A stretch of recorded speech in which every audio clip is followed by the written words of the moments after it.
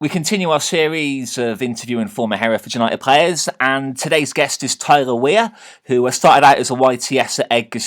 Tyler, tell me about your early days as a footballer. I was at Swindon Town until I was about 15. I used to live in Gloucester, and then my parents decided to move to Ledbury. So, moved to Ledbury when I was 15, and obviously from Ledbury to Swindon, it's a bit of a fair way to travel 2 nights a week and a game on a weekend. So, couldn't really commit, so I left, and then didn't play for maybe 2 years, and then I think I was just playing like Sunday League, and then for some reason was going to go to do a painting and decorating course at Hereford Tech, and then in the end I ended up going to Home Lacey to do the BTEC Sport with Gary Stevens and Colin Williams, and then I remember it quite well. I remember training on the Wednesday, and I remember Gary saying, "Oh, we want you to come and play for the under-18s on the Saturday." I think we played Yeovil away, and I think I started, and I think we lost. But so that was the first memories of my YTS with Hereford, and also I ended up going to do a 2-year college course there. And I think it was my second year.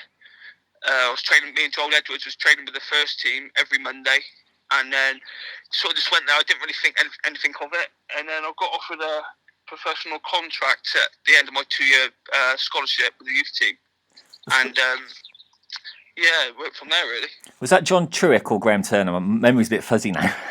I think Graham Turner. It was my second year youth team, so I was training on the Monday. Graham Turner was the manager, and I think at the end of that season, he took a step back and gave it to John Truick. Remember your debut against MK Dons in the Johnston's Paint Trophy. How did you feel going into that match? Yeah, well, I think I got offered my deal. I think I was on £75 a week, to be honest with you. But just being obviously a professional football player. But yeah, I remember that it was a Tuesday night or Wednesday night, and it was a 7 o'clock kickoff. So I got to the game. Obviously we were meeting for 5:45, and I found out an hour and 15 before kickoff that I was starting.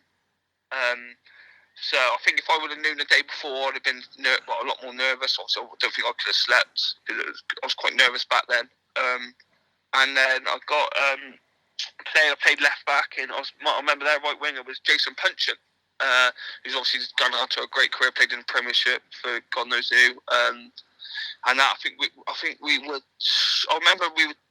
know we lost 4-1, but it wasn't a 4-1 game. And it was a semi-final of the Southern Cup, I think. So it was quite a big game. And obviously, they were a league above us, big club. But thought I'd done well. And it was a great experience for me, that game was. You had a mini run in the first team in the February of that season. How did you find the jump up from YTS to being in League Two? I thought, obviously, back then I was didn't have much confidence. I was sort of thinking, I'm not good enough. And I had a few games in a row done. Or I remember playing Lincoln away played left back, and I got absolutely torn apart by Mustafa Correal. He's just gone on to have a great career as well. Tore me apart. I think I got dragged after 60 minutes, and then my confidence was shot from then, and then didn't think I was good enough still. And then somehow I think at the end of that season, Graham Turner offered me. He took me into the boardroom about 2 months before the end of the season and said, "I want to offer you a new deal for next year," but he told me not to tell anyone. So, and obviously we went on our end of season due to Magaluf, and obviously all the boys who obviously didn't have contracts for next year were wearing on. So we didn't know until the Monday we got back. But obviously I knew a couple of months before. But so all in all, Graham Turner done a hell of a lot for me. I've got to thank him for what he's done for me personally, because if he didn't give me the chance, then I don't think I'd still be playing football at a good standard now. In the summer of 2010, Simon Davey arrived as manager. What was your relationship like with him? I got on well with Simon Davey and his assistant Andy Fensham. I think that was the hardest pre-season I've ever done. It was so hard. It was a joke. And I was only 20 then, so I should have been one of the fitter ones, but I was struggling at the back.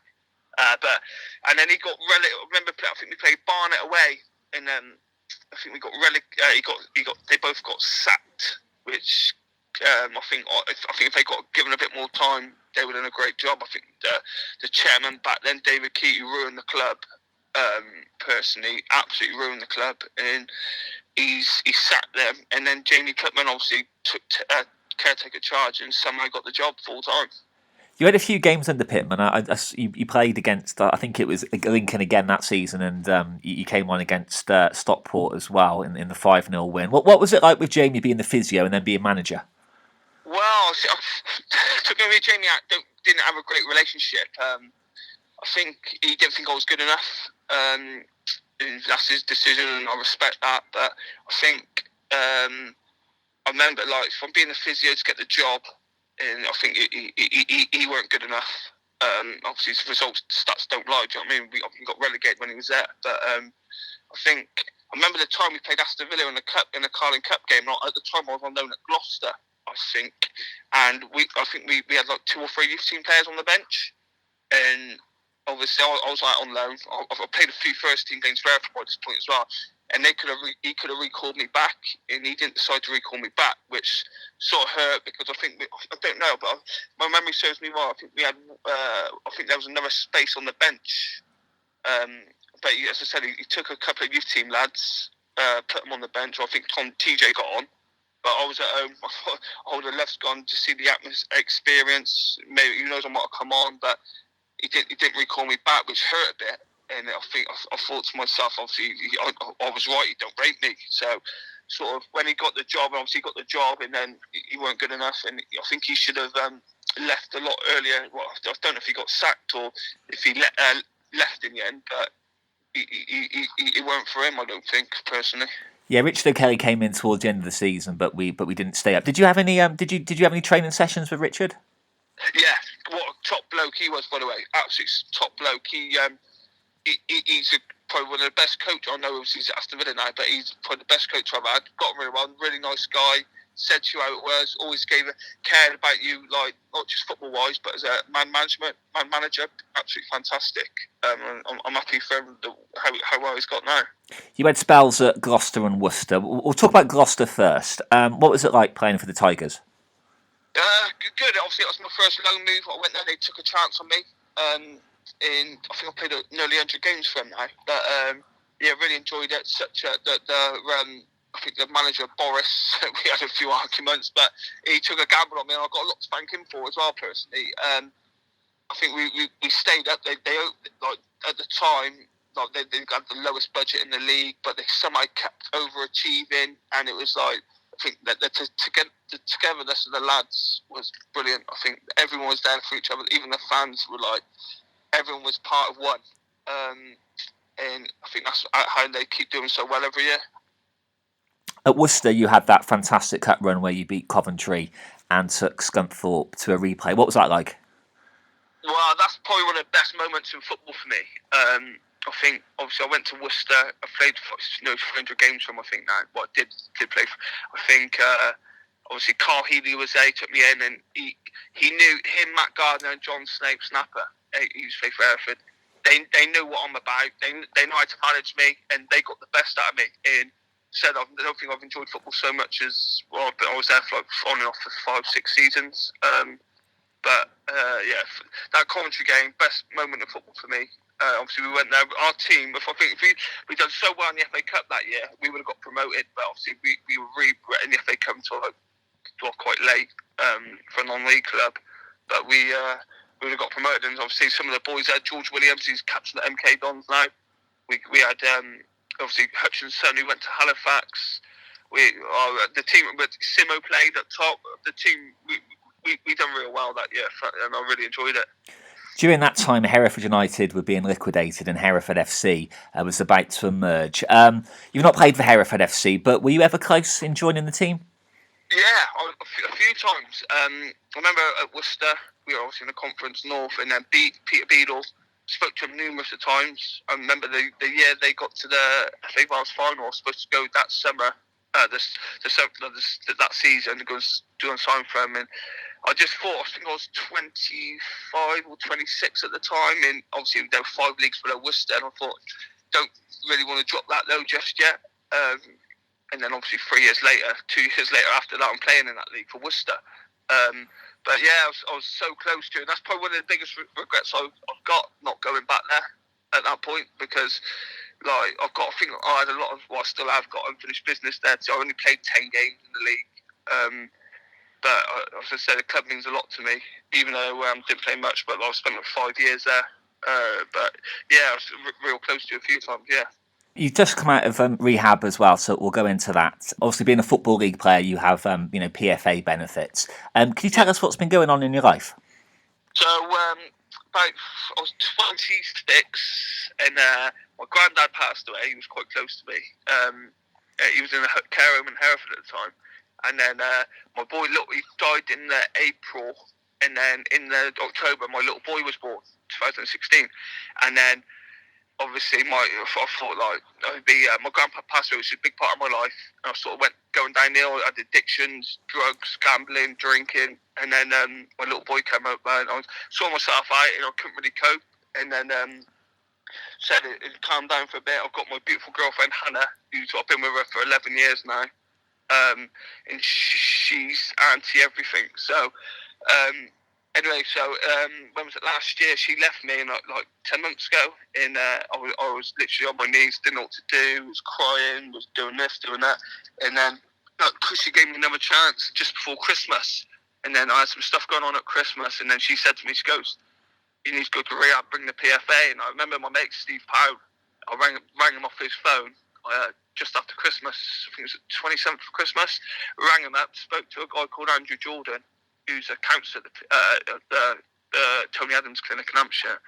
And then within like 5 weeks, I was in there February the 3rd, I went in there for a 26-day residential clinic. And it was exactly what I needed. So what's a typical day like there? So basically, for instance, you wake up at 8 o'clock in the morning. There's four of you there, and obviously I was in there. It's obviously a lot of famous sports people. Can't say names or whatever for the reason. Obviously, it's confidential. But I was there. So wake up at 8 o'clock. We do like a meditation and a reading and this, and just see how we feel the morning. That lasts 20 minutes. Then you go to the gym, and then at 10:30 you'll have a group meeting for an hour and a half with the counsellors there, and then you go for lunch. Then you do stuff like scuba diving, horse therapy, stuff like that, so it chills your mind out and you think about it. And then you go to 3 or 4 meetings a week, obviously in the local AA meetings, GA meetings or NA meetings, and then you go to sleep, but you're not allowed the TV on in the day. You're only allowed your phone for half an hour a night to speak to like family members and so on. It's pretty intense, and it's at a hotel called Champneys in Lipbrook. But Tony Adams got his 2 houses there, and it's very good, to be honest with you. So you had a spell then, and you came back out and went back. Was it hard adjusting back to normal life?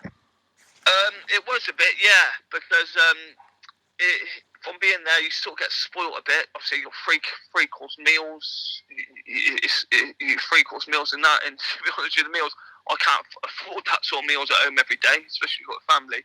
But yeah, it was tough. I come back out, and then they rang me up to see if I wanted to go back in there, and I'd done another 7 days, and then obviously this corona all hit then. So they had to shut the hotel down, obviously social distance and all that sort of stuff. So I had to come back out. But obviously with no meetings, because obviously I've got to stick to or meditate like every morning if I can. I've got to read my book, do all this sort of stuff, and got go to Zoom meetings do Zoom meetings online. But yeah, it's tough. But as I said, you've got to want it. And you've got the support network there for you in case you feel low again. Yeah. I've got so they give the PFA also give you like 12 free hours with counsellor therapists. So I'll go to a woman in Hereford. Obviously I haven't been for a few weeks because of this, but I haven't spoke to her. So when it comes back out, once we're out, I'm going to get back seeing her every once a week. Moving forward, when hopefully football gets back underway, are you going to get yourself sorted out within a team? Yeah, well, this year I signed for Evesham the start of this season, but with what I was going through in that, and I couldn't commit, and weren't really for me, so I left. And then I've just been in September. I went and played for a team near me called Newent Town, same league as Peggy Lads Club, Wellington. And I don't think I've in the last couple of years I really enjoyed football, but this year, like, obviously we don't get paid.